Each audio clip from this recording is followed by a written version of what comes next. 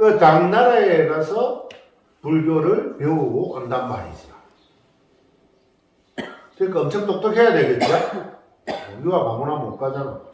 그래, 의상대사랑 원효대사랑 유학길에 올랐는데, 당에 가서, 예? 불교를 공부하고 경전을 가지고 오려고. 예? 삼장법사나 현장법사가 전부 다 그런 거잖아. 그 지역에 가서 원본을 가지고 오는 거잖아요. 그래서 사경을 해서 나라에 베푸는 거잖아.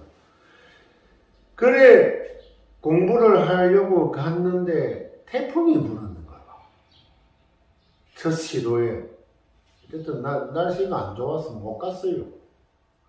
근데 두 번째 이제 몇 년이 흐르고 이제 진짜로 가자 하고 갔는데, 예? 배 타고 가려는데 태풍 와서 못 가서 이제 걸어가자. 예? 걸어 가려고 하는데 뭐 걷다 보니까 지금은 걸어도 전부 마을이지만 옛날에는 마을 없지요. 예? 심지 백리를 가야 마을이 하나 있지요. 예? 백리를 가야 마을이 있어. 어쨌든 저쪽 방향이니까, 예? 북쪽으로 걸어가는 거예요. 민가가 있으면 성년이니까 탁발을 해서 음식이라도 먹을 수 있는데 민가를 못 만나면 쪼쪼 굶고 가겠지요. 그래 가는데 길을 잘못 들었어. 예? 길을 잘못 들어서 막 찾아봐도 민가도 없고 배도 고프고 목도 마르고 죽겠어요. 음식을 아무것도 못 먹으면 제일 문제되는 게 뭐냐면 물이야, 물. 예? 물만 있으면 사람은 15일도 버틸 수 있어요. 물이 없으면 3일도 못 버텨요. 죽어요. 길어야 일주일이야. 그죠? 그래서 물이 제일 중요해. 아무것도 없고 목마르고 죽겠어. 비도 없고 뭐 국물도 없고 냉가도 없고. 그죠? 그래 어느 민가를 발견했는데 밤이 컴컴해. 초승달이 떴어. 목이 너무너무 마른데 툭 치니까 찰랑 소리가 나거든? 예? 물이잖아. 아이고, 이게 부처님 감사합니다. 예? 이 어리숙한 중생들을 위해서 이런 물을 준비해 주셨네 하고 물을 마셨죠? 예? 한 하루 정도 물 안 먹다가 물 먹어본 적 있어요? 여러분도 물 감사한 줄 모르지? 예? 백루시행 들어가서 아무것도 안 먹고 배고픈데 예? 이걸로 이제 살도 빼고 뭐 음식도 적게 먹고 적게 주는 거를 적게 먹어요. 그래 배고픈데 오행 차행 되면 앞에 이제 이거 비밀입니다. 물통이 있어요. 물이 저런 물통 시원하게 나오는 물. 예? 저형들은 그거 없어가 수돗물 먹어야 돼. 물통이 있어요. 물을 한 잔 마시면 그 얼마나 맛있는가 합니까? 예? 꿀떡꿀떡도 못 먹어 아까워서. 예? 꿀떡꿀떡꿀떡이 아니라 한 번 꿀떡 먹고 그 맛을 음미하는 거야. 물 맛을. 얼마나 물이 맛있다고. 그래 물 한 컵 먹고 또 살찌겠네 그러고 있지만 예? 그래도 목이 너무 마르니까 한 2컵 정도 먹지만 진짜로 물이 맛있어. 원효대사랑 의상대사는 그 물이 얼마나 맛있을까요? 그죠? 그래서 그 물을 마시고 살았다 부처님 감사합니다 했는데 아침에 눈을 뜨니까 해골이 굴러다니고 있어.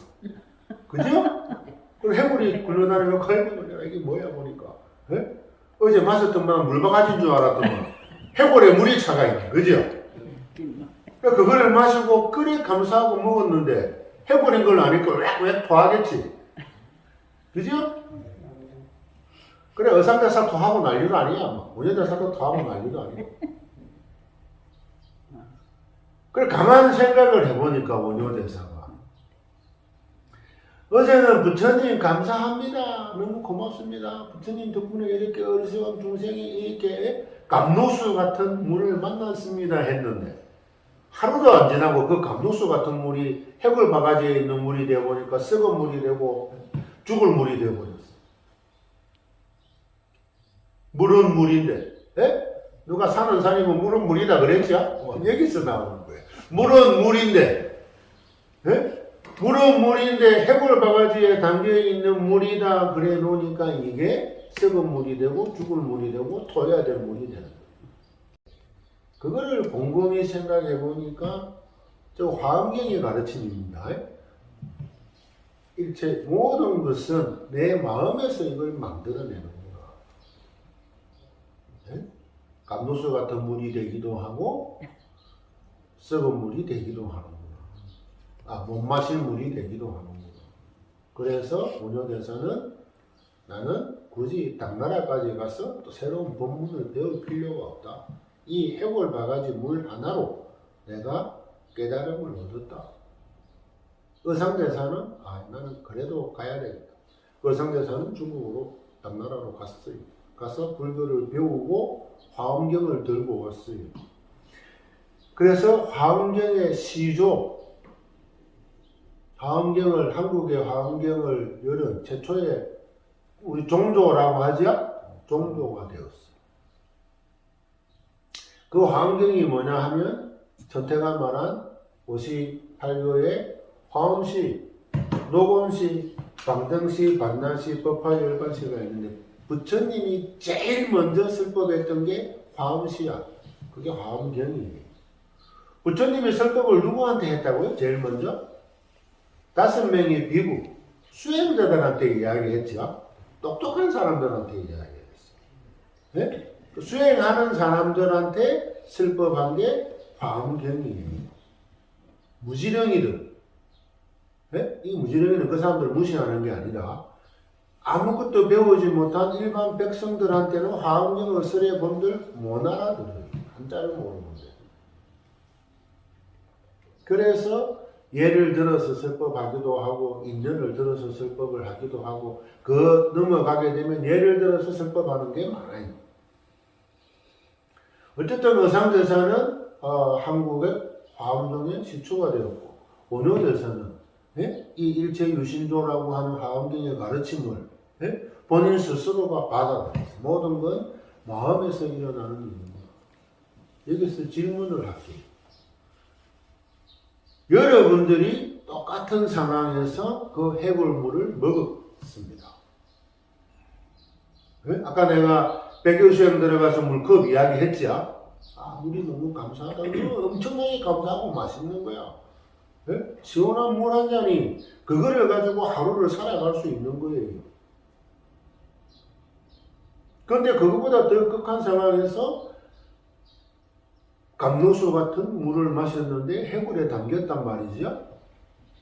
그러면 여러분들은 그 자리에 있었다면 깨달음을 얻었겠습니까?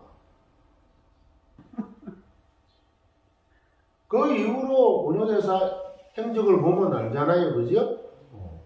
결혼을 하기도 하고 아이를 놓기도 하고 일반 무지랭이 백성들과 어울려서 술을 마시기도 하고 똥통 들어가서 나와서도 허허거리고 웃고 다니고 왜?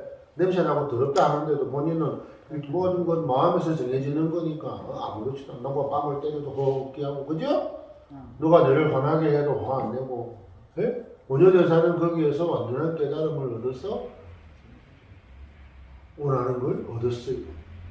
근데 우리는 그런 상황에 처하면 아마 그런 깨달음을 얻지 못했을 거예요. 그거를 가르쳐 주는 말이 내가 오행에 적었던 수행을 5번 들어가고 그것도 거의 30일, 50일, 70일, 1월달에 적었다 그랬죠?